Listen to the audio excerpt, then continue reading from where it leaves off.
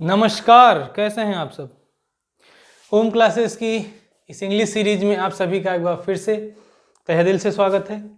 और जैसा कि आप सभी को पता है कि हमारी 2 दिन की क्लास थोड़ा सा मिस हो गई, हम नहीं डाल पाए, उसके लिए क्षमा चाहते हैं। बाकी आज हम आ गए हैं तो अपनी इंग्लिश सीरीज को आगे की तरफ बढ़ाते हैं, ठीक है। और सबको पता है कि हमारी सीरीज कहाँ तक पहुँची थी और कहाँ से आज स्टार्ट होगी।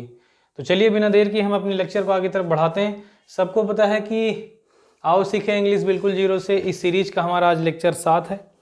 7वें लेक्चर को हम आगे की तरफ बढ़ाते हैं और देखते हैं कि क्या कुछ आज नया होने वाला है, ठीक है।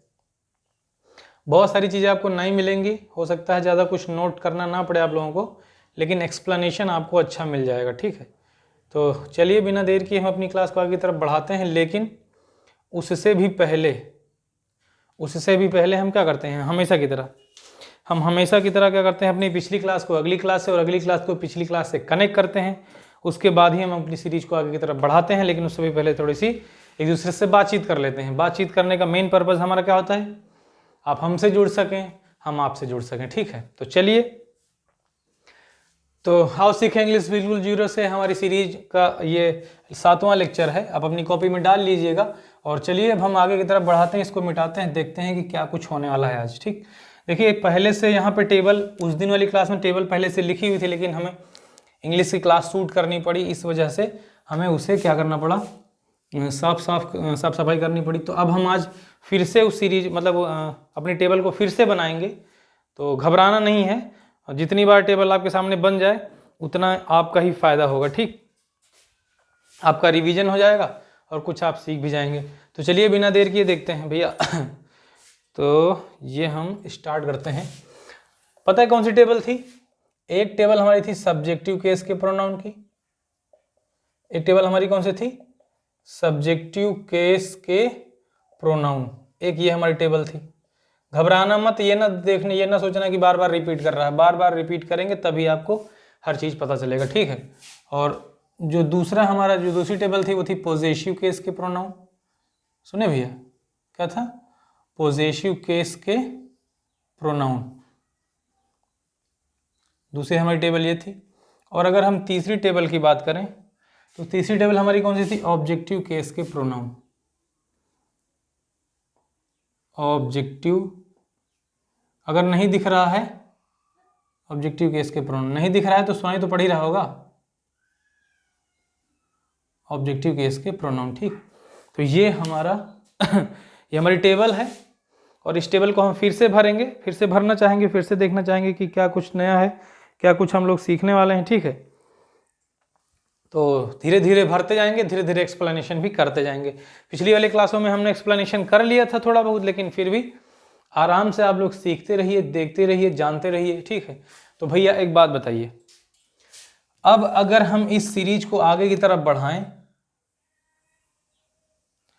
तो लगभग लोगों को एक चीज तो कंफर्म हो गई होगी कि नाउन क्या है और प्रोनाउन क्या है, ठीक है। नाउन प्रोनाउन हमने बताया था कि नहीं बताया था? चलिए पिछली क्लास को जोड़ देते हैं आज की क्लास से।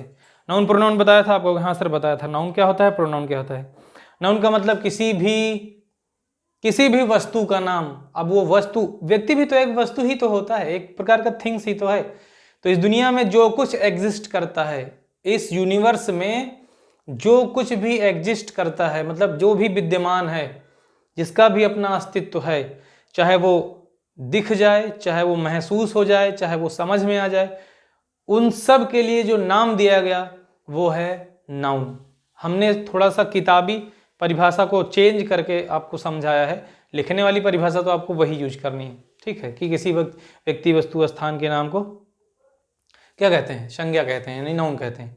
तो वो सब मारो गोली, जो सीखना है उसे देखो ध्यान से, ठीक है। हम यहाँ पर रटा नहीं रहे, हम किताबी शिक्षा नहीं रटा रहे हैं, हम उस किताबी शिक्षा को थोड़ा सा दूसरे तरीके से आपको सिखाने का प्रयास कर रहे हैं, ठीक है। इतने दिन से क्या कर रहे हो? किताब से ही तो सीखते आ रहे हो, अब हमसे सीखो एक बार, ठीक। तो देखिए अब क्या करना है, हमें ये टेबल फुल कर देनी है, ये भी टेबल फुल कर देनी है, ये टेबल भी फुल कर देनी है, लेकिन हम आज क्या करेंगे, एक एक चीज को फुल करेंगे, एक एक चीज को लिखेंगे और सबका एक्सप्लेनेशन एक साथ करेंगे। तो ध्यान सुनिएगा, नाउन किसी का भी नाम नाउन होता है, ठीक है। लेकिन उस नाउन की जगह पर अगर कोई नाम लिख दिया जाए, उस नाउन की जगह पर किसी दूसरे नाम को रख दिया जाए लेकिन अर्थ सेम टू सेम नाउन के बराबर ही हो तो उसे कहते हैं प्रोनाउन। क्या बोलते हैं उसे? प्रोनाउन। तो भैया नाउन प्रोनाउन का हो गया काम खत्म। ठीक है, अब आगे चलते हैं कि एक बात बताइए, अब हमारे पास होता है सब्जेक्टिव केस का प्रोनाउन, पॉजेसिव केस का प्रोनाउन और ऑब्जेक्टिव केस का प्रोनाउन। समझ रहे हो नहीं? तो ध्यान से सुनिएगा। अब हम क्या करेंगे, सब्जेक्टिव केस क्या होता है, पॉजेसिव केस क्या होता है और ऑब्जेक्टिव केस क्या होता है, इसे हम समझाने जा रहे हैं। तो टेबल अभी नहीं भर रहे हैं लेकिन इन तीनों के मतलब के बारे में बताते हैं। सबसे पहली बात, आपको ये दिख रहा होगा कि सामने के बोर्ड पर जो हमने तीन कॉलम बनाए हैं उसमें से पहला कॉलम कौन सा है? सब्जेक्टिव केस का। तो सब्जेक्टिव केस का जो कॉलम है वो मैंने पहले लिखा है और पॉजेसिव केस का कॉलम हमने बीच में लिखा है और ऑब्जेक्टिव केस का कॉलम हमने कहाँ लिखा है? सबसे लास्ट में लिखा है। इसका भी कारण क्या है? इसका कारण ये है कि जब भी हम किसी सेंटेंस को, किसी वाक्य को अपने मुंह से बोलते हैं, कुछ भी अपने मुंह से एक्सप्रेस करते हैं, व्यक्त करते हैं, तो हमेशा उसमें ये तीन चीजें पाई जाएंगी। ये तीन चीजें ध्यान से सुनिएगा, हम कह रहे हैं हमेशा उसमें ये तीन चीजें पाई जाएंगी।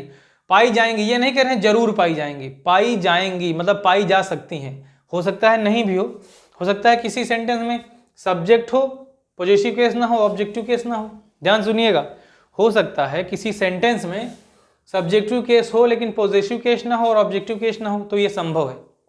ये संभव है, हाँ, किसी भी सेंटेंस में ऐसा हो सकता है कि केवल सब्जेक्टिव केस के प्रोनाउन ही हो, बाकी ये दोनों ना हो। इसके ना भाई, इन दोनों के ना होने की वजह से ये हो सकता है। अगर ये दो लोग नहीं है तब भी ये जरूर रहेगा, ये जरूर रहेगा। लेकिन अगर ये नहीं है तो इन लोगों का होना बड़ा मुश्किल है।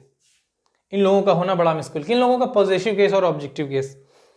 पॉजेसिव केस भी क्या होता है कि हो सकता है और नहीं भी हो सकता है। ऑब्जेक्टिव केस हो भी सकता है और नहीं भी हो सकता है, लेकिन ये जरूर आएगा। कौन? सब्जेक्टिव केस के प्रोनाउन हर एक वाक्य में जरूर आएंगे चाहे जो हो जाए। अंग्रेजी भाषा को बोलते, लिखते, सीखते, समझते, चाहे जो काम करो, ये सब्जेक्टिव केस आपको जरूर मिलेगा। अब हम लगे हाथ बता देते हैं क्या है सब्जेक्टिव केस, क्या है ऑब्जेक्टिव केस और क्या है पॉजेसिव केस, क्या है और ऑब्जेक्टिव केस क्या है। एग्जाम्पल देते हैं, लिखते हैं, समझ जाओगे। यहाँ बीच में एग्जाम्पल लिखते हैं, बाद में इसको हम मिटा लेंगे। आप लोग अपनी कॉपी में कहीं किनारे लिख लीजिएगा, समझाने के लिए है, क्योंकि यहाँ हमें टेबल बनानी है तो टेबल भी साथ साथ बनाते चलेंगे, लेकिन समझाने के लिए हम इसका टेबल बनी है ना आप लोग कॉपी में? हाँ, तो बनी रहने दो, इसको मिटा दिए। अब ध्यान सुनिएगा, हम कुछ सेंटेंस लिखने जा रहे हैं। एक सेंटेंस लिखेंगे और उसके बारे में बताएंगे कि क्या है सब्जेक्टिव केस, क्या है पॉजेसिव केस और क्या है ऑब्जेक्टिव केस। ठीक है, सबसे पहली बात, सब्जेक्टिव केस का मतलब कोई ऐसा कारक जो कर्ता की जगह पर काम करे। अब सवाल उठता है, सर ये कर्ता क्या है? तो कुछ भी बोलो, अगर उसमें किसी काम करने वाले व्यक्ति का जिक्र हो रहा है तो वही कर्ता है। वही करता है, जो काम करेगा वही करता है। समझ रहे हो नहीं? जो काम करता है वही करता है। ध्यान सुनिएगा, हम क्या कर रहे हैं, जो काम करता है वही करता है, मतलब जो वर्क क्या करता है, डन करता है, किसी काम को समाप्त करता है, वही सब्जेक्ट है। ऐसे समझ लीजिए। सुने, जैसे मैंने कहा, और सुनिए, अब वो काम करने वाला कोई व्यक्ति हो सकता है, ही शी इट नेम हो सकता है, आई वी यू दे हो सकता है, किसी का नाम हो सकता है। अब क्या होगा, जो काम करने वाला व्यक्ति है वो जिस चीज पर काम करेगा उसे हम क्या कहेंगे? Objective case. वो होता है ऑब्जेक्टिव केस। और अगर उसी वाक्य में उस कर्ता के लिए कोई ऐसा शब्द यूज किया गया है जो उसके अधिकार को बताता हो, उसके हक को बताता हो, वो होता है पॉजेसिव केस। ये हमने मोटा मोटा आपको बता दिया। नहीं समझ में तो पीछे वीडियो को अपने पीछे जो है रिवाइंड कर लीजिए, पीछे की तरफ बढ़ा लीजिए और देख लीजिए। तो अब हम यहाँ पे सेंटेंस लिखते हैं, जैसे नॉर्मल सा सेंटेंस बोल रहे हैं, मैं पढ़ा रहा हूं। ध्यान से सुनिएगा, यहां मैं टेंस नहीं पढ़ा रहा हूं, यहां मैं कुछ भी नहीं पढ़ा रहा हूं। हिंदी लिख दिया, अंग्रेजी बनाने जा रहा हूं। अगर अंग्रेजी बनाना नहीं समझ में आ रहा तो कोई भी लोड मत लेना, मैं आपको इसका अंग्रेजी बनाना नहीं सिखा रहा हूं। मैं ऐसे सेंटेंस में इनको पहचानने की बात कर रहा हूं, बस इनको पहचानना है। बस आप हिंदी से अंग्रेजी बना पाते हो कोई बात नहीं बना पाते हो कोई बात नहीं। हम अंग्रेजी टू हिंदी से इंग्लिश और इंग्लिश से हिंदी बनाना नहीं सिखा रहे हैं, हम आपको सिखा रहे हैं इनको पहचानना। किसी भी सेंटेंस में अगर इन तीनों लोगों को पहचान लोगे तो गलती की संभावना 100% कम हो जाएगी। मैंने यहाँ क्या लिखा, मैं पढ़ा रहा हूं। अब देखना इसमें पहचानो, मैं की अगर बात करूं तो मैं एक सब्जेक्ट है, पता है ना आपको, I we you they he she it name, ये सब्जेक्टिव केस में आता है कि नहीं आता है। तो he she it name singular में आता है, I we you they plural में आता है। तो ये देखिए मैं, आया याद कुछ। तो ये जो मैं है ये हो गया कर्ता, ये सब्जेक्ट है, ये काम करने वाला व्यक्ति के लिए यूज किया गया, जो व्यक्ति काम कर रहा है ये उसके लिए है। पढ़ाना उसका काम है, पढ़ाना उसका क्या है, कार्य है, ठीक है, वर्क है, इसी को बोलते हैं अंग्रेजी में वर्ब, यानी क्रिया है। ये क्या है, जो काम कर रहा है, क्रिया है, ठीक है, ये वर्ब है, यानी जो काम करता है उसे वर्ब बोलते हैं, जो काम कर रहा है। जैसे पढ़ना, रोना, हंसना, गाना, ये सब क्या है, ये काम है, इसी को वर्ब बोलते हैं, ठीक है। और जैसे यहां हो गया आपके पास रहा हूं, तो ये जो रहा हूं है ये बताता है टाइम पीरियड को, सुने, ये टाइम पीरियड को बताता है कि वो कौन सा समय है, वो कौन सा समय है जिस टाइम ये काम किया जा रहा है, मतलब काम खत्म हो गया है या हो रहा है या होने वाला है, ये चीज बताता है। पीछे का जो पीछे लिखा है, इससे ये पता चलता है कि कौन से टाइम में कौन सा काम हो रहा है या होगा या हो चुका है, ये चीज बताता है, पीछे की चीज। तो देखिए ध्यान से, यहां पे आपके पास सब्जेक्ट है ना, सब्जेक्ट, और वर्ब है यानी क्रिया है। सब्जेक्ट है, क्या है भैया, सब्जेक्ट है, वर्ब है, और ये हमारा बताता है टाइम पीरियड को, यानी टेंस को, यानी कि ये कह सकते हो कार्य के जारी, कह सकते हो कार्य के बारे में बताता है, कार्य के एग्जैक्ट गुण को बताता है, ठीक है, कार्य के एग्जैक्ट गुण को बताता है, पीछे जो दिया गया। अब बताइए, अब बताओ, मैंने लिखा मैं पढ़ा रहा हूं, अब बताओ इसमें सब्जेक्ट है, हाँ ये सब्जेक्ट है, सब्जेक्ट केस का, अगर इसका अंग्रेजी बनाए तो हो जाएगा आई। हम बना रहे हैं अपने मन से अंग्रेजी, आप चिंता मत करिए कि सर यह हमको सिखा दो, यह हमको सिखा दो, अभी मत सीखो, ठीक है, ज़्यादा लिपिर लिपिर करके ये ना कहोगे नहीं हमको बस सीखना ही है, समय आने दो सब सिखाएंगे, बस देखते जाओ हमने कैसे किया, लोड मत ले लेना कि तो कर लिए थे हम नहीं कर पा रहे हैं। इधर देखो ध्यान से, हो जाएगा आई। अब ये रही है तो आई के साथ लगता है एम, हमें पता है कौन सा टेंस है, कौन सा सेंटेंस है, तो हम तुरंत कर लेंगे, आने वाले टाइम पे आपको सिखाएंगे। आई एम, पढ़ाना होता है टीच, आईएनजी लगेगा टीचिंग, और ये लगा दे full stop, I am teaching. देखो ध्यान से, मैं हूं पढ़ा रहा, देख लिए ध्यान से देखिएगा, मैं एम माने हूं, पढ़ा रहा, हो गया। अब हिंदी में लिखा है तो मैं पढ़ा रहा हूं, पहचान लोगे, ये सब्जेक्ट है, ये वर्ब है, ये मानी क्रिया है, ये रहा हूं मतलब किसके बारे में बताता है, कार्य के एग्जैक्ट गुण के बारे में, टाइम पीरियड के बारे में बताएगा, टेंस के बारे में बताएगा। अंग्रेजी देखेंगे तो आई एम टीचिंग, इतने सारे वर्ड्स के लिए केवल 3 वर्ड्स आए अंग्रेजी में, आई एम टीचिंग। आई बताता है सब्जेक्ट के बारे में, एम बताता है किसके बारे में, कि वो सब्जेक्ट कैसा है, किस मतलब सब्जेक्ट कैसा है, सिंगुलर है या प्लूरल। एम ये हेल्पिंग वर्ब है, जो एम है ये एक प्रकार की हेल्पिंग वर्ब है, ये बताता है कि जो कार्य है वो किस टाइम हो रहा है, किस टाइम हो रहा है। जैसे अभी यहाँ पे क्या नाम है, रहा हूं है ना, रहा हूं, अगर यहाँ पे रहा था होता, कॉन्टिन्यूअस टेंस होता तो यहाँ पे वॉज लग जाता, तो वो सब बात की बात है, उसमें मत आप इधर उधर भागो। टीचिंग का मतलब आईएनजी लग गया तो काम जारी होने का बोध होता है। तो जान लीजिए कि जो सेंटेंस होते हैं, सेंटेंस में हमें मेन ये पहचानना होता है कि सब्जेक्ट क्या है, पॉजेसिव केस क्या है, ऑब्जेक्टिव केस क्या है। तो आप इस सेंटेंस को देखोगे तो इस सेंटेंस में पॉजेसिव केस और ऑब्जेक्टिव केस का कहीं नामो निशान नहीं है, समझ पा रहे हो कि नहीं। इस सेंटेंस में पॉजेसिव केस और ऑब्जेक्टिव केस का कहीं नाम ही नहीं है। तो ध्यान दे लीजिएगा कि कोई भी सेंटेंस का अगर फॉर्मेशन हम करें, किसी भी सेंटेंस को अगर हम बनाएं तो हम उसका फॉर्मेशन इन दोनों के बिना भी कर सकते हैं। ये दो लोग नहीं आएंगे तभी सेंटेंस होगा, माना जाएगा, समझ रहे हो नहीं। तो ये हो गया आपका बिना पॉजेसिव और बिना ऑब्जेक्टिव का सेंटेंस। इसको चाहो तो नोट कर लो कहीं किनारे कॉपी में, ठीक है। आगे चलते हैं, दूसरा हम आगे आपको एग्जाम्पल देते हैं, आपको हम दूसरा एग्जाम्पल देते हैं। मिटा दें, ये हमने मिटा दिया, ध्यान से सुनिएगा। हम केवल ऐसे सेंटेंस में हम चाह रहे हैं कि आप लोग पहचानना सीख जाओ कि क्या है सब्जेक्टिव केस, क्या है पॉजेसिव केस, क्या है ऑब्जेक्टिव केस, ठीक। दूसरा सेंटेंस हमने लिखा, मैं अंग्रेजी पढ़ा रहा हूं, कर दूं?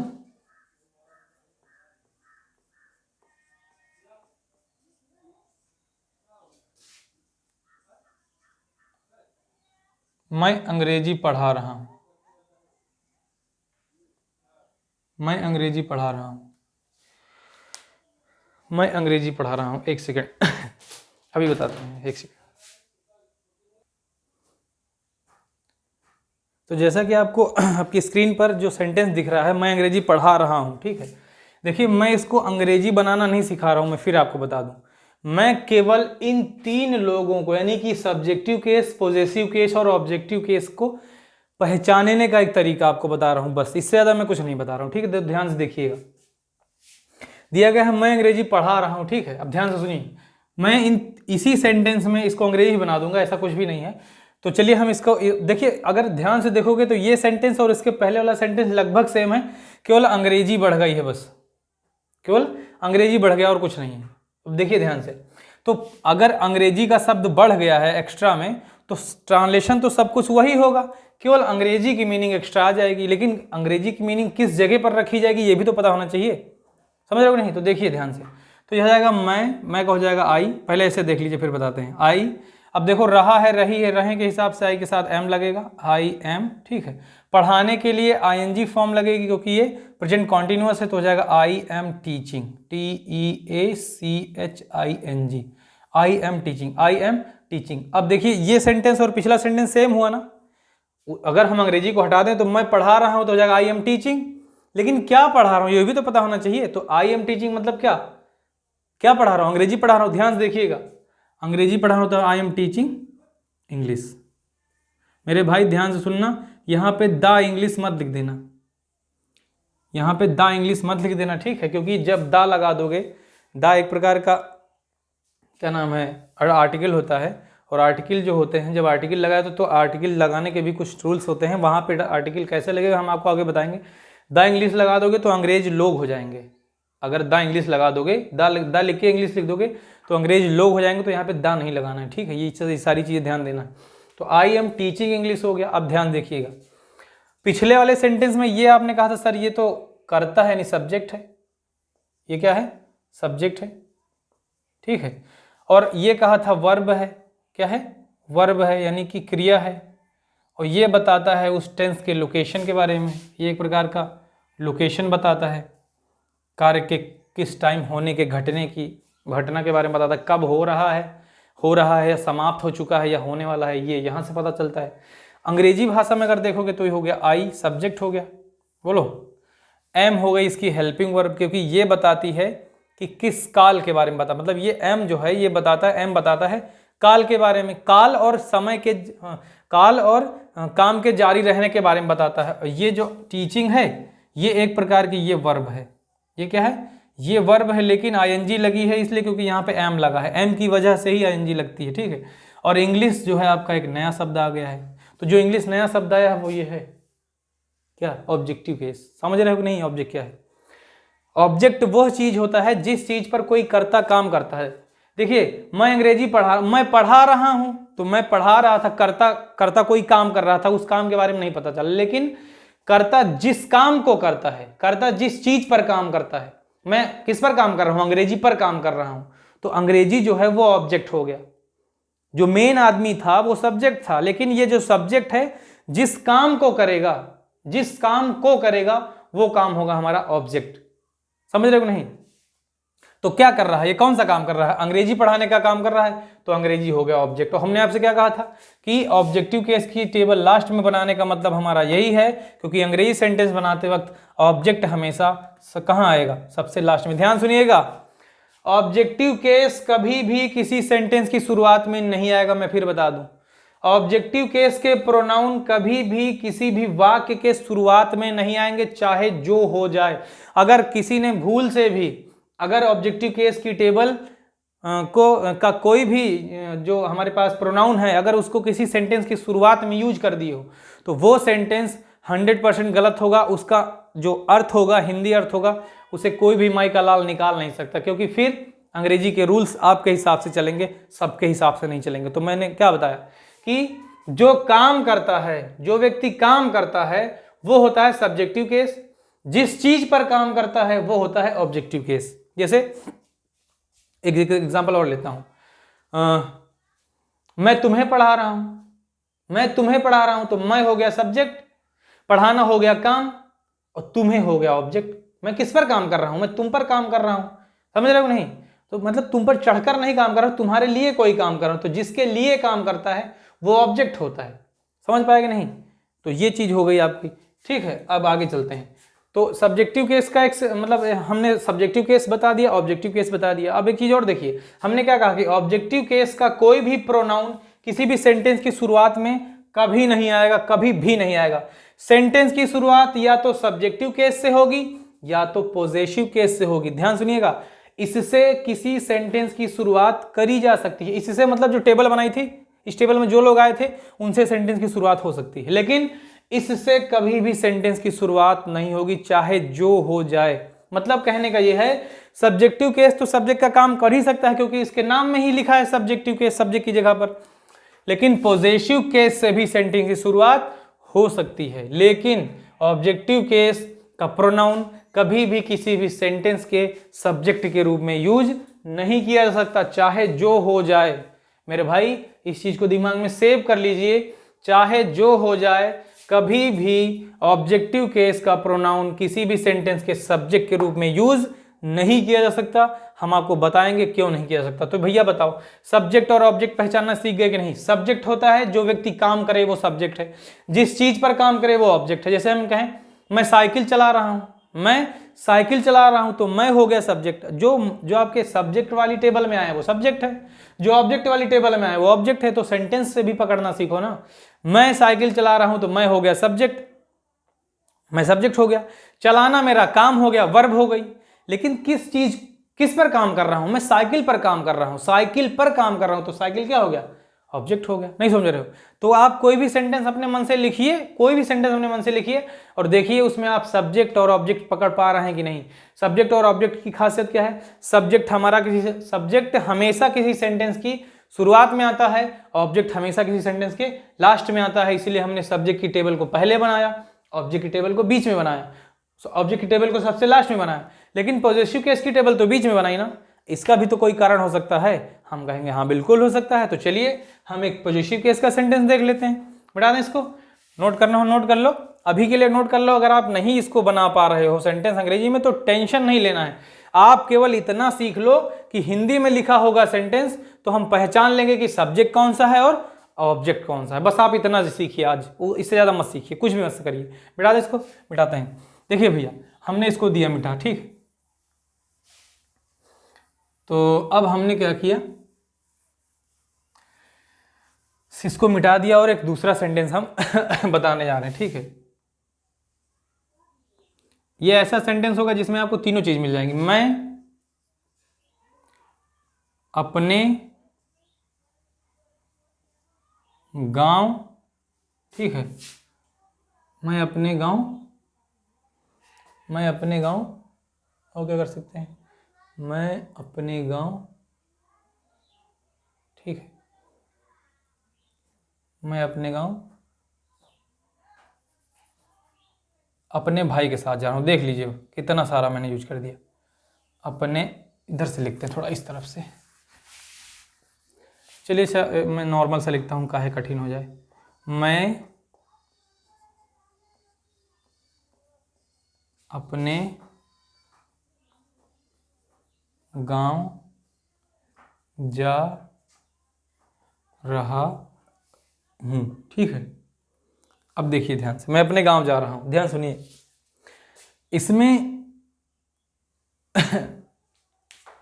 इसमें थोड़ी देर के लिए आपको ये लग सकता है कि सर ऑब्जेक्ट भी है इसमें, लेकिन ध्यान सुनिएगा, ऑब्जेक्ट भी हो सकता है। लेकिन कभी कभी क्या होता है कि अगर ऑब्जेक्ट नहीं होता है और ऑब्जेक्ट दिखता भी है और होता भी नहीं है। होता क्या है कि अगर किसी पॉजेसिव के साथ कोई ऑब्जेक्ट जुड़ गया है तो फिर वो पॉजेसिव बन जाता है, ना कि ऑब्जेक्टिव बन जाता है। ध्यान से देखिएगा, मैं, ये हो गया सब्जेक्ट,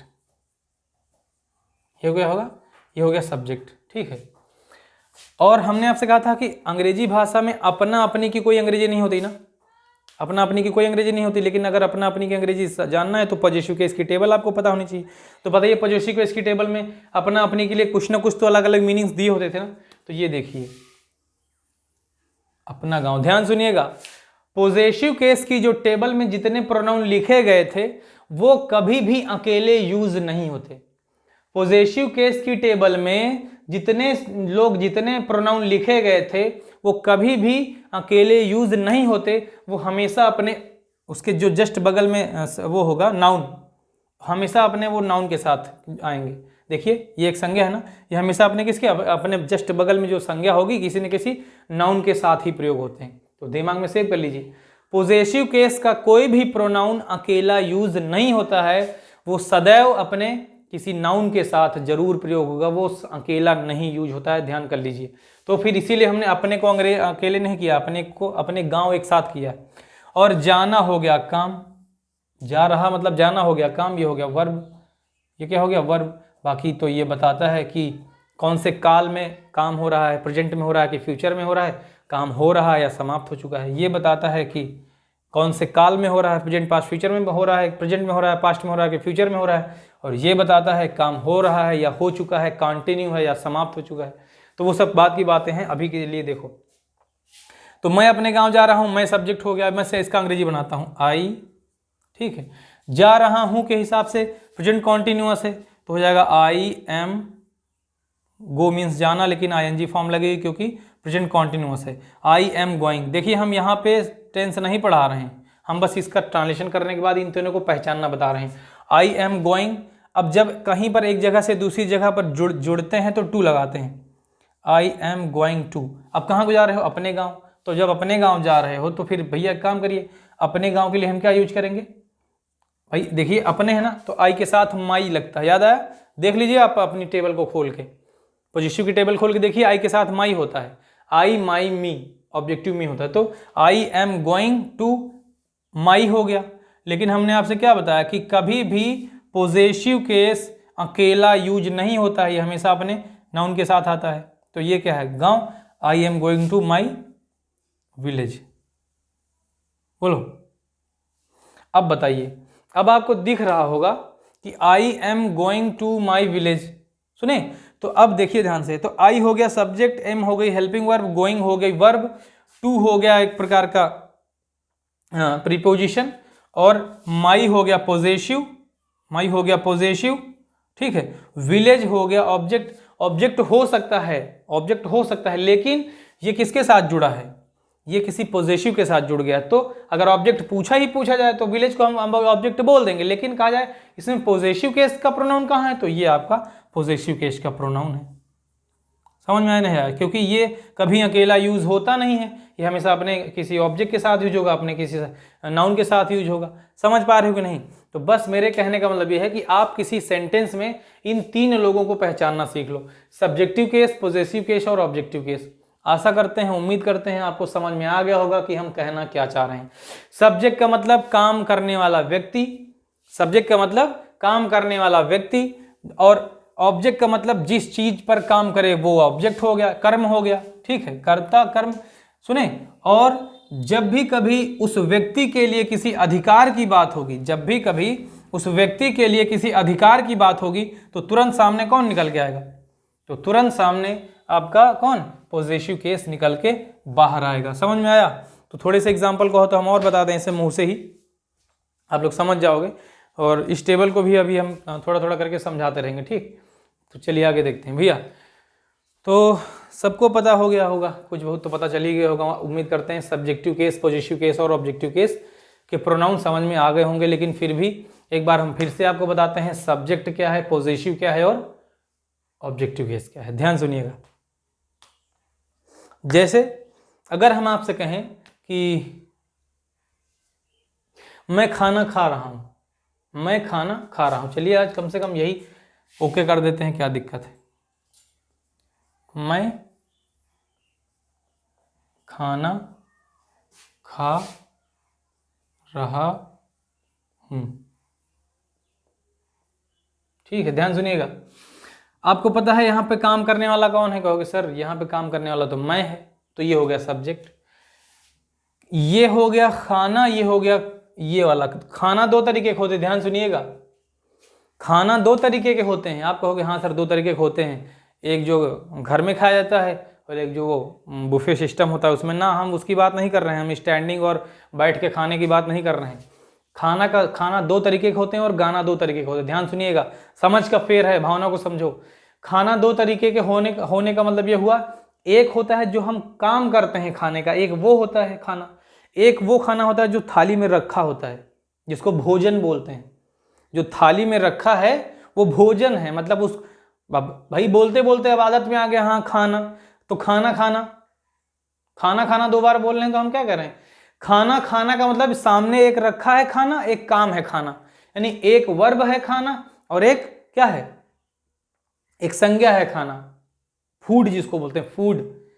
तो जो संज्ञा है खाना, जो थाली में खाना रखा होता है वो फूड है, और जब हम उसे उठा के मुंह में ऐसे ऐसे करके जुगाली करके खाते हैं तो वो ईट है। ईट मतलब वो काम है, एक नाम है एक काम है। समझ पा रहे हो नहीं? जो फूड है, जो फूड है वो नाम है और जो ईट है वो काम है। समझ पाए कि नहीं? तो देख लिया यहाँ पे, मैं खाना खा रहा हूं, तो देखिए मैं हो गया सब्जेक्ट, खाना हो गया भाई। अब मैं किस चीज पे काम कर रहा है? खाने पर काम कर रहा है, भोजन पर। सही अगर लिखा है तो यहाँ पे होना चाहिए मैं भोजन कर रहा हूं, लेकिन अब हमने जनरली लिख दिया मैं खाना खा रहा हूं। अब ये हो गया काम, ये हो गया वर्ब, ये खाना खाने का काम है।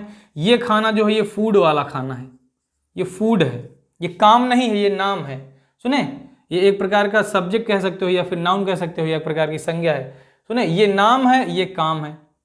ये जो फूड है ये नाम का फूड है, और ये जो है ये काम का फूड है। नहीं समझ पा रहे हो? देखिए हमारे तरीका समझाने का अलग अलग है, आप समझिए। और ये जो है ये एक प्रकार का सब्जेक्ट है।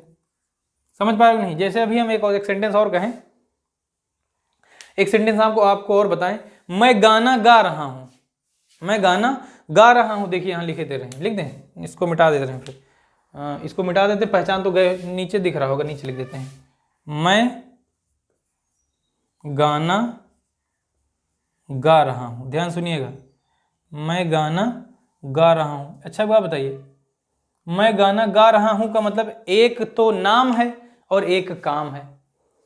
एक नाम है और एक काम है। गाना गाना, ध्यान सुनिएगा, गाना गाना, गाना गाना का मतलब एक गाना नाम वाला गाना है, एक गाना जो काम करते हैं वो वाला गाना है। जैसे एक सॉन्ग है और एक सिंग है। ध्यान सुनिएगा, एक गाना सॉन्ग है, एक गाना सिंग है। नहीं समझ पा रहे हो? जो सॉन्ग है वो नाम वाला गाना है, मतलब वो नाउन है, वो एक संज्ञा है, और जो सिंग है वो काम वाला गाना। जैसे फोन में जो गाने भरे होते हैं, फोन में जो गाने रखे होते हैं, जो डाउनलोड होते हैं, वो क्या है? वो सॉन्ग है, वो सॉन्ग है। लेकिन जब वही गाना हम मुंह से गाते हैं, काम करते हैं या फोन से बजाते हैं, तो फोन उनको क्या करता है? हालांकि फोन जब कोई काम करता है तो उसको प्ले बोलते हैं। गाना सुनना, गाना बजाना, उसको प्ले बोलते हैं, ठीक है? तो गाने को प्ले करते हैं। तो एक काम वाला होता है, एक नाम वाला होता है। तो जो फोन में गाने भरे होते हैं, जो फोन में गाने डाउनलोड होते हैं, वो क्या होते हैं? वो कौन सा गाना होता है? वो होता है सॉन्ग।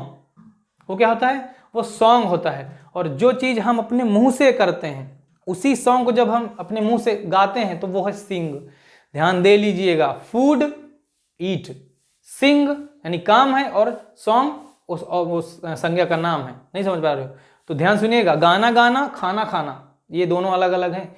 गाना गाना, तो गाना जो है, जो गाना है वो नाम है और गाना काम है। गाना गाना में एक जो है नाम है, एक काम है। खाना खाना, खाना खाना, खाना खाना, तो जो एक सामने रखा है वो फूड है, और जब उसको खा रहे हैं तो ईट है। समझ पा रहे हो नहीं?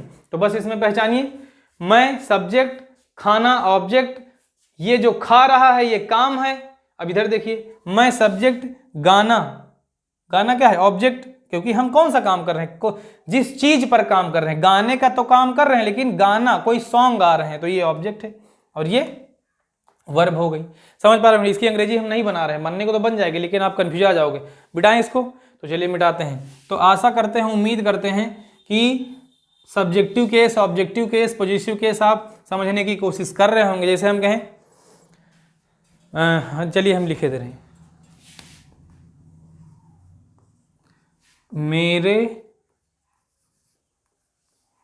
मेरे पिताजी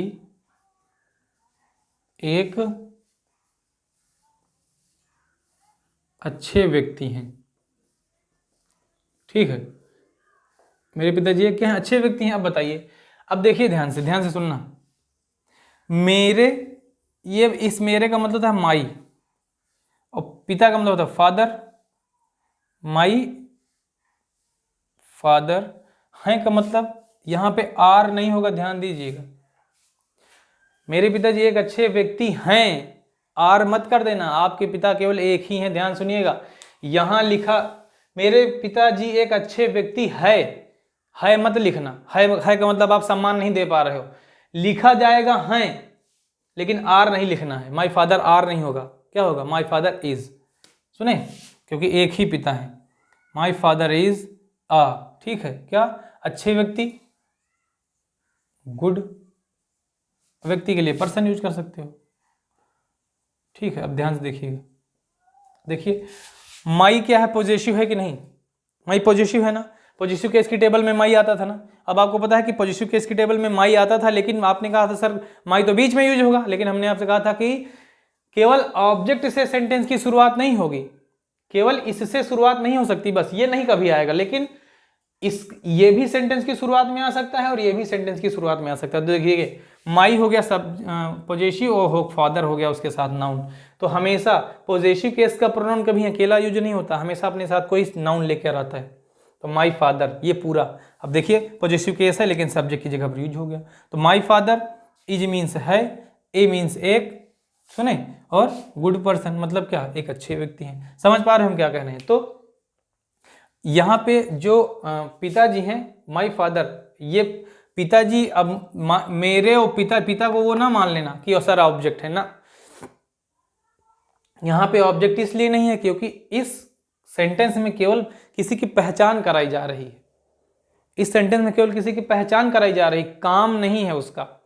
सेंटेंस भी दो तरीके के होते हैं, होते तो कई तरीके के हम सब बताएंगे, लेकिन एक सेंटेंस ऐसा होता है जिसमें किसी की पहचान बताई जाती है, एक सेंटेंस ऐसा होता है जिसमें किसी के काम के बारे में बताया जाता है। नहीं समझ रहे हो। तो अगर हम कहें मेरे पिताजी एक अच्छे आदमी हैं तो भी ठीक है, मेरे पिताजी एक अच्छे आदमी थे तब भी ठीक है, मेरे पिताजी एक अच्छे आदमी होंगे, तो ये तो पहचान की बात है ना, ये पहचान, इसमें काम कहीं है ही नहीं। लेकिन हम आपसे कहें मेरे पिताजी अपने गांव जाते हैं, तो अब इसमें तो काम हो गया, ऐसे सेंटेंस में तो काम दे दिया गया। मेरे पिताजी गांव गए थे, इसमें भी काम हो गया। मेरे पिताजी गांव जाएंगे, इसमें भी क्या है, काम हो गया। तो मेरे कहने का मतलब यह है कि सेंटेंस पढ़ने के बाद ही पता चलेगा कि सब्जेक्ट ऑब्जेक्ट कौन सा है और कौन सा नहीं। अब इसमें अगर ऑब्जेक्ट ढूंढोगे तो जब काम नहीं है तो ऑब्जेक्टिव केस कहां से आ जाएगा, बताओ। इसमें क्या कोई काम है? जब इसमें काम नहीं है तो बस क्या है, पहचान है। तो मेरे पिताजी एक अच्छे व्यक्ति हैं, तो मेरे पिताजी माई फादर, इज माने हैं एक गुड पर्सन, उनकी क्वालिटी के बारे में बात कर रहे हैं। इसको ऑब्जेक्ट मत बोल दियो मेरे भाई, ये ऑब्जेक्ट नहीं है, ये उनके क्या नाम है, उनकी क्वालिटी के बारे में एक्सप्लेन करते हैं, ये अदर वर्ड है, समझ लो। समझ पाए कि नहीं? तो अगर किसी व्यक्ति के काम के बारे में नहीं दिया गया तो हो सकता है कि उसमें ऑब्जेक्ट ना हो, समझ रहे हो। और तीनों टेबल में से तीनों का काम क्या है, सब्जेक्ट वाले, सब्जेक्टिव केस के प्रोनाउन हमेशा सब्जेक्ट की जगह पर यूज होंगे, सेंटेंस की शुरुआत में यूज होंगे। पॉजेसिव वाले बीच में भी यूज हो सकते हैं और पहले भी यूज हो सकते हैं, लेकिन ऑब्जेक्टिव केस कभी भी ना बीच में आएगा ना पहले आएगा, ये हमेशा और हमेशा सबसे लास्ट में ही प्रयोग होगा। तो आशा करते हैं, उम्मीद करते हैं आप लोगों को मेरा ये एक्सप्लेनेशन अच्छे से समझ में आ रहा होगा। बोलो, नहीं समझ में आ रहा तो इसको मिटाते हैं, दूसरा सेंटेंस दिखाते हैं, ठीक है। तो देखिए समझ में आया कि नहीं आया। तो जो सेंटेंस, हमारे कहने का मतलब क्या है, जो सेंटेंस हमें दिए जाते हैं उनकी प्रकृति के आधार पर ही हम ये डिसाइड कर पाएंगे कि इसमें सब्जेक्टिव केस है या पॉजेसिव केस है या ऑब्जेक्टिव केस है। ये नहीं होगा सेंटेंस बन जाएगा, ये नहीं होगा सेंटेंस बन जाएगा, लेकिन ये जरूर होगा, समझ रहे हो नहीं? ये नहीं होगा सेंटेंस नहीं बनेगा, अगर ये नहीं होगा तो ये होगा, मतलब ये दोनों लोग किसी सेंटेंस का फॉर्मेशन करेंगे शुरुआत से ही। अगर ये बीच में नहीं है तो काम चल जाएगा, ये नहीं है आखिरी में तो काम चल जाएगा। अगर ये दोनों नहीं होंगे तो ये जरूर होगा, अगर ये भी नहीं है ये भी नहीं है तो ये जरूर होगा। समझ रहे हो नहीं कि कोई भी सेंटेंस इन तीनों के बिना अधूरा है। या तो ये तीनों के तीनों हो सकते हैं किसी सेंटेंस में, सब्जेक्टिव केस भी हो सकता है, पॉजेसिव केस भी हो सकता है, ऑब्जेक्टिव केस भी हो सकता है, समझ रहे हो। लेकिन अगर ये नहीं हुआ तब भी सेंटेंस बन सकता है इन दोनों की मदद से। समझ रहे हो नहीं? अगर ये और देखिए, ये नहीं हुआ तो इन दोनों से बन सकता है, ये ना हो इन दोनों से भी बन सकता है, इन दोनों से भी बन सकता है। समझ रहे हो नहीं? और अगर ये ना हो तो इससे बन जाएगा, ये दोनों लोग ना हो तो इससे बन जाएगा अकेले। लेकिन अगर इससे सेंटेंस बन रहा है, पॉजेसिव केस के प्रोनाउन से सेंटेंस बन रहा है, तो हमेशा पॉजेसिव केस कभी भी अकेला यूज नहीं होता, वो हमेशा किसी अपने नाउन के साथ, किसी सब्जेक्ट के साथ जरूर यूज होगा, उसके जस्ट बगल में कोई संज्ञा जरूर होगी। ये कभी भी, ये हमेशा किसी पॉजेसिव वर्ड के साथ यूज होगा। समझ रहे हो नहीं? तो ध्यान से देखिएगा, हम एक बार फिर से एक्सप्लेन करते हैं, ठीक है? कितना टाइम बचा है लिख लिख के बताते हैं। 40 मिनट हो गया, 20 मिनट बचा, ठीक है, जितना कर पाएंगे करेंगे, नहीं तो फिर अगले दिन कर देंगे। देखिए, जैसे सब्जेक्टिव केस की बात करें तो आपको पता है जो सब्जेक्ट होते हैं वही सब्जेक्टिव केस होते हैं। सारे सब्जेक्ट को एक लाइन में लिख दो, ही। अब हमने ही शीट नेम आई भी को यहाँ लिखना चाह रहे हैं, ठीक है? ही हो गया, ही मीन्स वह होता है, और ये किसके लिए यूज होता है? किसी पुरुष के लिए यूज होता है। ध्यान से देखिएगा, किसी पुरुष के लिए यूज होता है, ठीक है? अब ही के बाद हमारा, अगर हम पॉजेसिव केस की बात करें, ही का पॉजेसिव केस की अगर हम बात करें, सब आपने पहले से लिख रखा है, समझा रहे हैं टेबल। अगर आपने पहले से पॉजेसिव केस की टेबल लिख रखी तो आपको पता है कि ही का पॉजेसिव हिज होता है, ही का पॉजेसिव हिज होता है, और उसकी हिंदी क्या होती है? उसका, उसकी, उसके, ठीक है?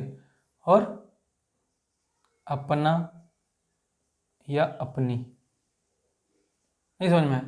ध्यान से देखिएगा, हम एक ही वर्ड समझाएंगे। फिर इधर ऑब्जेक्टिव में जाएं तो ही, हिज और हिम, इसका केवल एक ही हिंदी अर्थ होता है, उसे। समझिए, ध्यान से समझिएगा, उबना मत, इसको इंटरेस्ट लेके समझ लीजिए। सेंटेंस करते वक्त, अंग्रेजी बोलते वक्त, अंग्रेजी समझते वक्त कभी भी आप लोगों को किसी भी प्रकार का, मतलब ये समझ लीजिए कि गलतियां नहीं होंगी, गलतियां करने की संभावना खत्म हो जाएगी, जीरो हो जाएगी, ठीक है? हमने आपको 3 सेंटेंस लिख के दिखाए, ही, हिज और हिम। अब देखिए ध्यान से, ये हमने लिखा सेंटेंस, मतलब ये हमने लिख दिया, हम इसको मिटा दे रहे हैं, यहाँ पे एग्जाम्पल लिखेंगे, ठीक है? याद है ना, पहली टेबल यही तो थी। अब हम एग्जाम्पल लिखते हैं, जैसे वह दिया गया, वह, तो हम एक हिंदी में सेंटेंस लिखते हैं, वह घर जा रहा है। जो लोग क्या नाम है, जो लोग अंग्रेजी थोड़ी बहुत जानते होंगे तो वो थोड़ा सा इसमें देख पा रहे होंगे कि सर केवल प्रेजेंट कॉन्टिन्यूअस का ही एग्जाम्पल लेके समझा रहे हैं। हाँ, इसलिए समझा रहे हैं क्योंकि इसमें ज़्यादा वैसा उबाऊ कोई भी रूल नहीं है, ताकि हम इसको समझा सकें। बाकी हम आप सबको टाइम आने पर हर चीज़ बता देंगे। वह घर जा रहा है, ठीक। अब बताइए, वह क्या है? सब्जेक्ट है, जाना हो गया काम, और घर हो गया ऑब्जेक्ट। अगर यही होता कि वह अपने घर जा रहा है तो फिर पॉजेसिव के साथ ये चला जाता, फिर ये ऑब्जेक्ट ने, ये पॉजेसिव हो जाता और ऑब्जेक्ट की जगह भी यूज हो सकता था। समझ रहे हो नहीं? पॉजेसिव केस बन जाता। अब बताइए, वह हो गया ना, क्योंकि पॉजेसिव जो होता है वो हमेशा ऑब्जेक्ट के साथ ही लग जाएगा। अब वह घर जा रहा है, ठीक है, ध्यान देखिएगा, तो वह की अंग्रेजी हो जाएगी ही। अब जा रहा है और ही के साथ लगेगा इज। अभी हम अंग्रेजी वो नहीं पढ़ा रहे हैं भाई, टेंस नहीं पढ़ा रहे हैं, खाली समझा रहे हैं। ही इज, जाना होता है गो, लेकिन लगेगी आईएनजी, क्योंकि प्रेजेंट कॉन्टिन्यूअस टेंस में आईएनजी लगती है। ही इज गोइंग, कहाँ को जा रहा है? घर जा रहा है। तो भैया जब भी कभी एक जगह से दूसरी जगह जुड़ते हो तो प्रीपोजिशन टू का प्रयोग होता है। He is going to house, ये हमने कर दिया, ठीक। अब ध्यान देखिएगा, ही हो गया, इज हो गया, गोइंग हो गया, टू हाउस हो गया। अब बताओ, वह, ये हो गया सब्जेक्ट, ये हो गया ऑब्जेक्ट, क्योंकि वह जो है, जो काम, वह जो व्यक्ति है वो कौन सा, वो जा तो रहा है, जाने का काम कर रहा है, लेकिन कौन सा काम कर रहा है? घर जाने का, तो घर हो गया ऑब्जेक्ट। नहीं समझ में आया? और हम अगला सेंटेंस लिखें, वह अपने घर जा रहा है। क्या लिखें? वह अपने घर जा रहा है। ध्यान से देखिएगा, वह अपने घर जा रहा है। देखो, अब देखिए, एक बात बताओ, इस सेंटेंस की शुरुआत किससे हुई? सब्जेक्टिव केस से हुई, बोलो, और ऑब्जेक्टिव केस सबसे लास्ट में लिख दिया गया, ठीक। देखिए क्या होता है कि जो ऑब्जेक्ट होते हैं वो कभी कभार अपने आप जुड़ जाते हैं, बिना प्रीपोजिशन के ही जुड़ जाते हैं, और कभी कभी ऑब्जेक्ट जो होते हैं वो किसी बिना प्रीपोजिशन के भी जुड़ सकते हैं। तो देखिए, वह अपने घर जा रहा है, तो वह की अंग्रेजी क्या हो गई? ही, ठीक है। इज हो जाएगा क्योंकि भाई इज तो हेल्पिंग वर्ब है, ही इज गोइंग मतलब वह जा रहा है, कहाँ को जा रहा है, टू, ठीक है, अपने घर, ही इज गोइंग टू। अब बताओ यहाँ क्या लगेगा, ही का पॉजिटिव हिज होता है कि नहीं, ही का पॉजिटिव, क्योंकि ही के साथ अपना अपनी की अंग्रेजी क्या लगेगी, हिज, तो he is going to his house.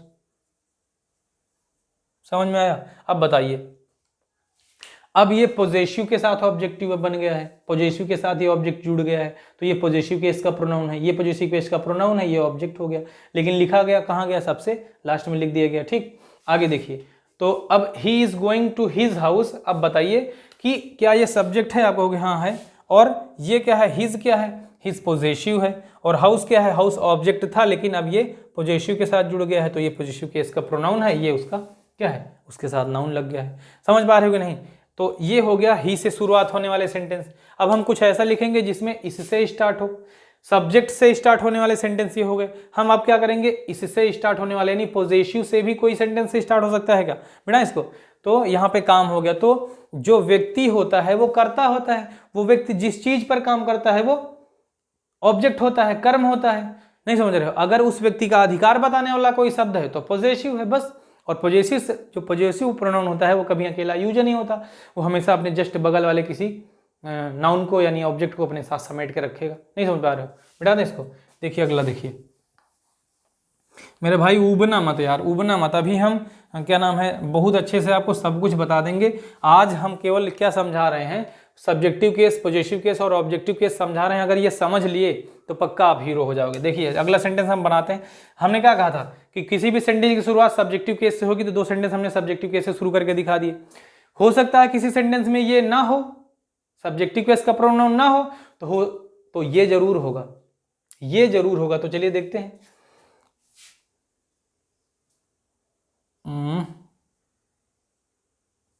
हमने यहां लिखा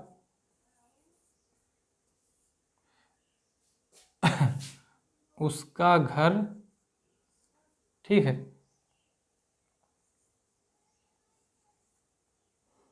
बहुत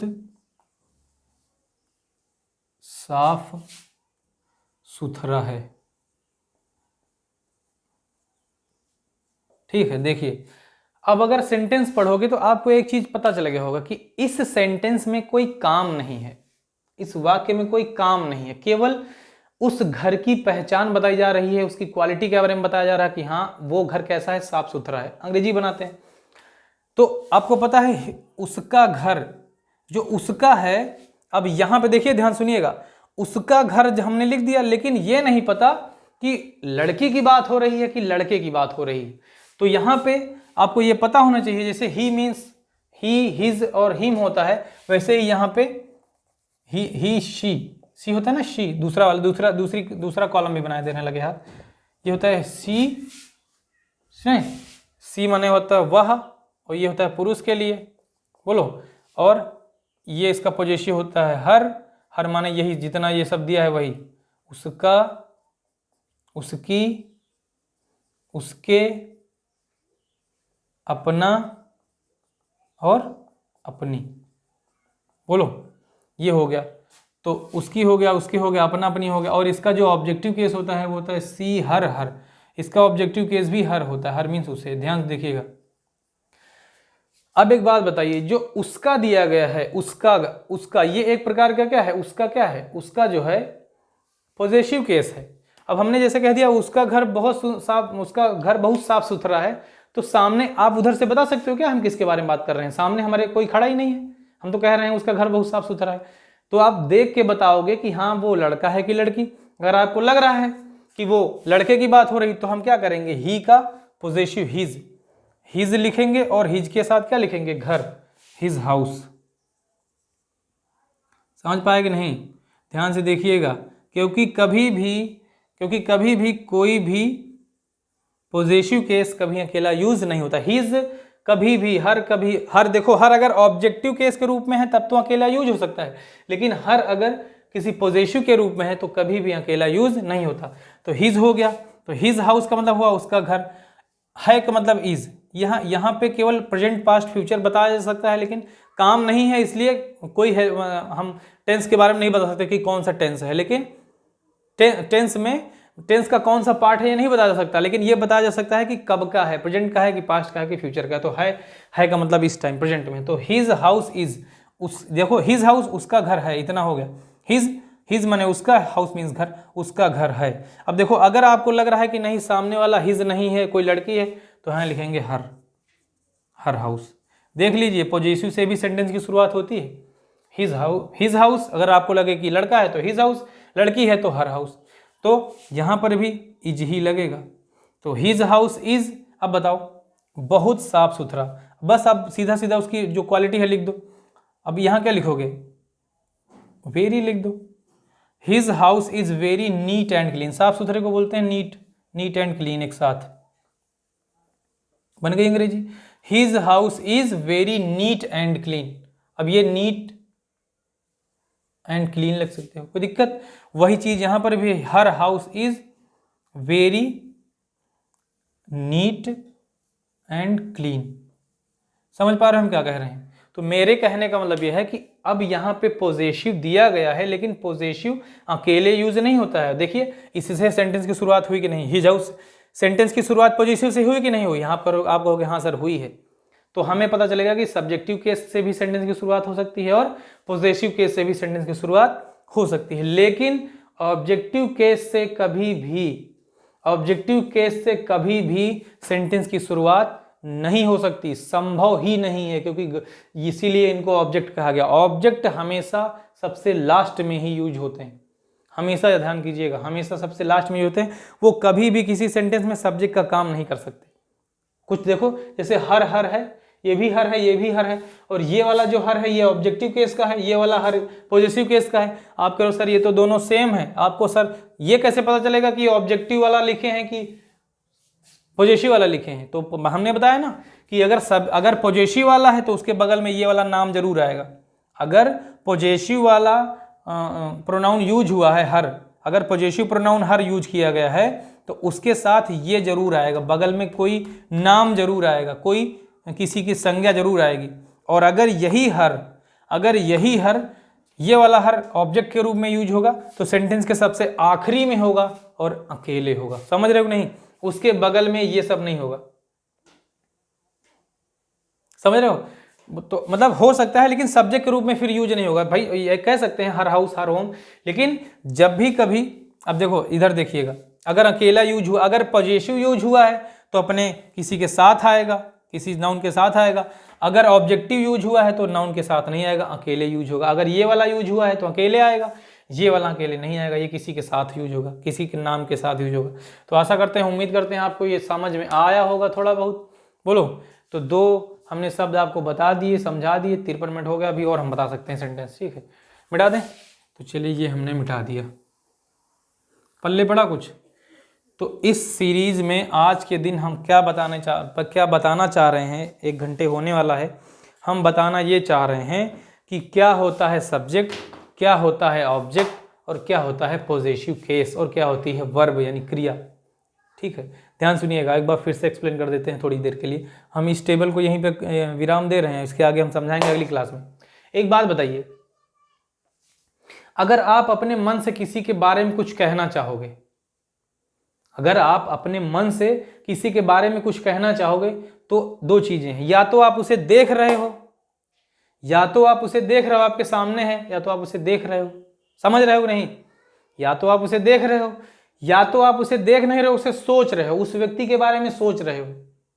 समझ रहे हो नहीं, तो 2 चीजें हैं। अगर देख रहे हो तो आशा करते हैं कि उस व्यक्ति के या तो क्वालिटी के बारे में बताओगे कि ये कैसा है, या तो ये बताओगे कि ये कौन सा काम कर रहा है। जैसे हम आपके सामने खड़े हैं, कुछ कर रहे हैं, तो आप किसी से कहोगे, क्या कहोगे कि सर पढ़ा रहे हैं।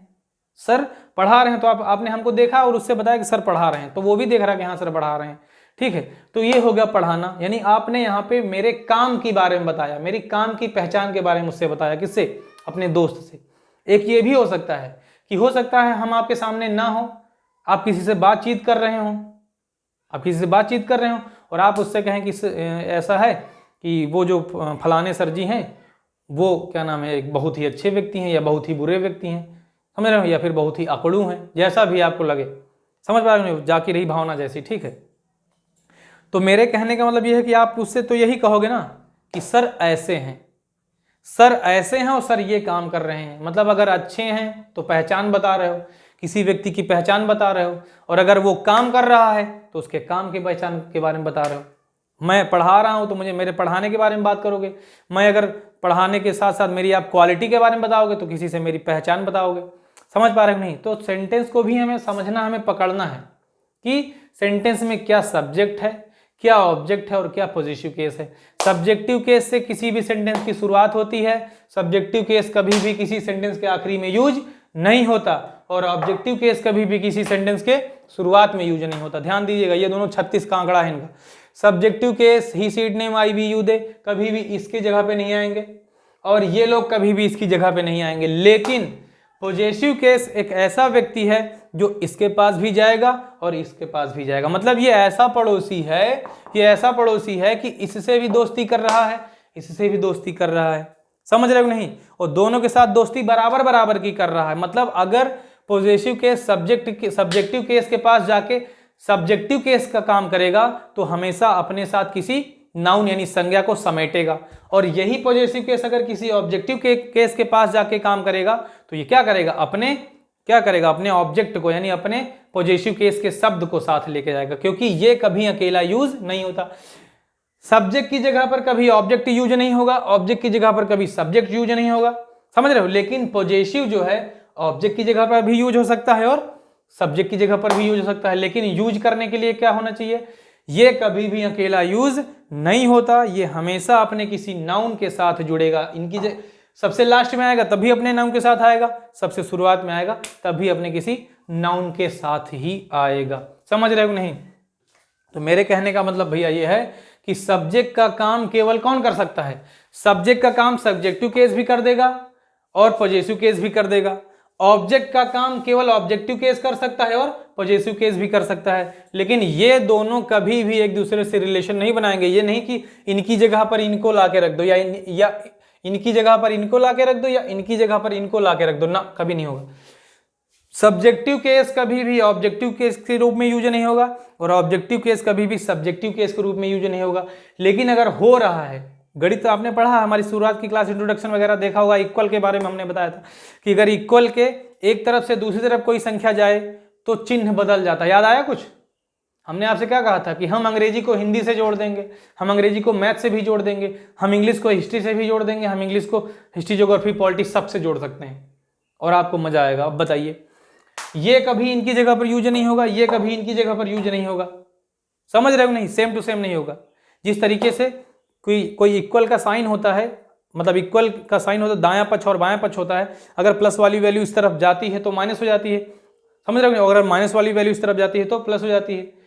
मतलब पक्षांतर करने पर चिन्ह बदल जाते हैं, मल्टीप्लाई वाला डिवाइड में चला जाता है और डिवाइड वाला मल्टीप्लाई में चला जाता है। तो यहां पर भी वही हाल है। पूरा ऑब्जेक्टिव केस सब्जेक्टिव की जगह पर यूज नहीं हो सकता, पूरा सब्जेक्टिव केस ऑब्जेक्टिव की जगह पर यूज नहीं हो सकता, लेकिन पॉजेसिव केस ऑब्जेक्टिव केस के रूप में भी यूज हो सकता है और सब्जेक्टिव केस के रूप में भी यूज हो सकता है। दूसरी चीज, ये कभी भी अकेला यूज नहीं होगा, ये चाहे ऑब्जेक्ट की जगह पर जाए चाहे सब्जेक्ट की जगह पर जाए, हमेशा अपने किसी नाउन के साथ जाएगा, अकेला यूज नहीं होता। अगर आपने केवल हिज लिख दिया तो ये गलत है। बस केवल अगर हिज लिख दिया, इसके बगल में इसका कोई सगा संबंधी यानी कोई नाउन नहीं लिखा, तब फिर इसका कोई अर्थ ही नहीं निकाल पाएगा। समझ पा रहे हो नहीं? बोलो। तो आशा करते हैं, उम्मीद करते हैं आप लोगों को ये सीरीज समझ में आ रही होगी। सुने, और क्या नाम है, 2 दिन का गैप हो गया था, उसके लिए हम क्षमा चाहते हैं और अच्छे से अपनी सीरीज को हम आगे की तरफ बढ़ाएंगे, सिखाएंगे, ऐसे ही पढ़ते रहेंगे, पढ़ाते रहेंगे। उम्मीद करते हैं आज की सीरीज में मैंने बहुत कुछ तो नहीं लिखाया है, लेकिन समझ में आपको कुछ बहुत आ गया होगा। नहीं आया तो आप क्लास को आगे पीछे करके रिवाइज करके बार बार देख सकते हैं, ठीक है। और तब तक के लिए जय हिंद, जय भारत। और मंडे से हमारी एसएससी जीडी की ऑफलाइन बैच स्टार्ट हो रही है। अगर कोई इच्छुक कैंडिडेट है जिसकी हाइट और फिजिकल स्टेमिना उसका साथ दे रहा है तो मेरा नंबर किसी से कहीं से पता कर लीजिए और फटाफट क्या कर लीजिए, मुझसे बात कर लीजिए। मेहनत हमारी, वर्दी आपकी। मिलते हैं बहुत जल्दी अगली क्लास में, तब तक के लिए बहुत बहुत धन्यवाद। जय हिंद, जय भारत।